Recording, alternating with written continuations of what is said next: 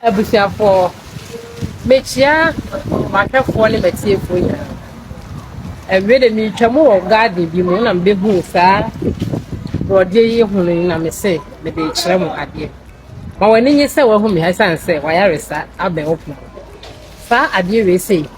enne de ni sunsun duma na me kire we nya de ye nua wo honam ebia wo ho yipa bia wo funso wo ne wa yinyi se agupe so your bemo so your bow na uye nyama enye ye wo se bible say eno men kan bi o kamoja ai hu ni asem egu enti bi wa kamoja hu ni asem bi egu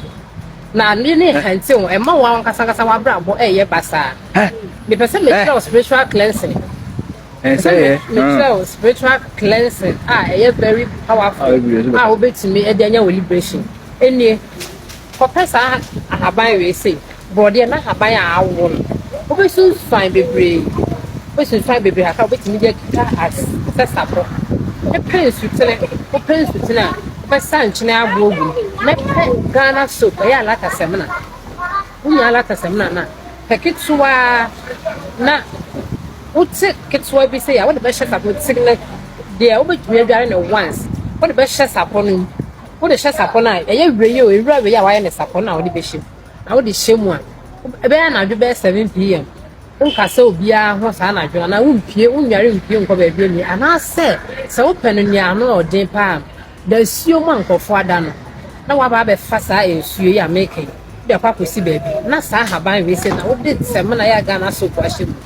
na wa sha se nsuo ne ho na bo pa ye bu so se awrade na mo remember bucket na wo be use ne it should be bucket ya eye emo no obi use da ana se oba endware mu nsi ni chima pants e wo mu da nti mu nsuo na e wo mu no obekoto abompa ye na ka che otwedi ampon se onyankopon ose ochiribone so no akoya na oye bone adu wayɛ mfomso bebe waka moja gu ama nyema kobone ma wo pese wo tse wo ho so that adi bia remedy bia be kyerɛ for spiritual issues no wo ya ebe ye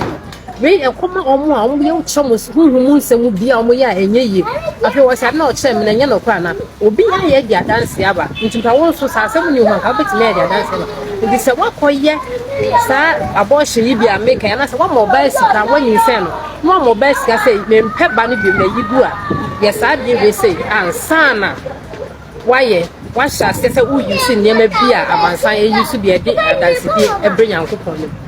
we me wo foforo bi wo hɔ na me wie we say a bɛsa akɔ kyerɛ mo no so wo wie afasɛm na hyɛ wo sapo ni wo bɔ mpa ye gu sɛ rado na wo kyiri bɔne so wo yɛ bɔne aduro be bɔne am ye rado me am hu sɛ edi machi emwa me rado me so bibia mu ana agye awu e pesa fa me bɔne nyina akyɛ me sɛ nsuo ni sɛmna ni saa e haban yi wo se ye nua aduaba ne mfa ahaban ne nsa ya aduaba ayaresa no yankopɔn ka ni general talks ayaresa no hunhun mu niema esa ade ne fo no ni ayaresa na yankopɔn ka ho asɛm enti awurade na wa haban ni we ya haban bɔde ne yedi na aduane no ne de haban we se na me di dware me ho bɔne nyina to wi afa hyem hwede me kyerɛ wo fi makoma mu nyina enti me nyam fom so na asɛe wo dware a me enjo so wo ho ana nsuo no wo bogu tiri mu na begu wani mu no a ma ebegu bi begu wanu ma nti wanu mu ntasuo ne so so that enyam fom so ba akokora na wo de semna na hye bo nsuo na wa hyase se wo dware wo de semna ne tiri nsuo no bu ho na wo de semna na hye na wo de dware no sabo we ye wo enye wo sapa wo yusu na wo dware na wo kasa rade na moja bi amaka me nsagu sorry maka agu no me stress rade fa cheme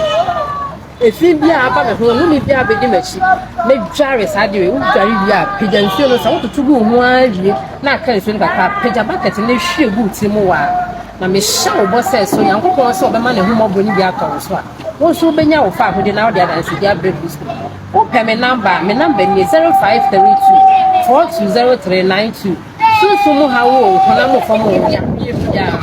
lemo se de Kristo de kyerɛ me kwanti me so de free makoma mo me so na kyerɛ wo bipa na de bro so no e ba mani mu a ene mo ba ji sika be da se yakopon ka ho onye o ya resafo bye.